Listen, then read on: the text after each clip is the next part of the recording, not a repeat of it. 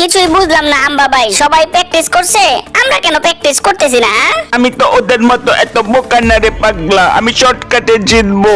একটা জিনিস রেডি করে রাখছি, খেলার সময় ওদের নৌকা ফুটো করে দেবো, তাইলেই আমরা জিতবো। ওরে বাবা রে, আপনার মাথা তো সেই রকম শয়তানি বুদ্ধি হাম্বা ভাই। রেডি। এলাকাবাসী গেল কই?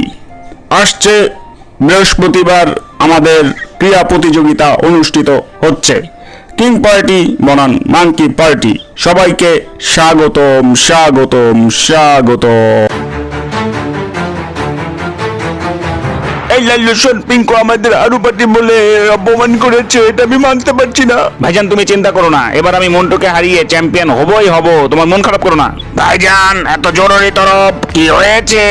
হ্যাঁ বলেন। শোনে, লাল্লুর ভাই আমাকে চ্যালেঞ্জ করেছে, ও নাকি এবার চ্যাম্পিয়ন হবেই হবে। ভাইজান আপনি কোনো চিন্তা করেন না, লাল্লু ও লাল্লুর ভাইকে দুটাকেই হারাবো।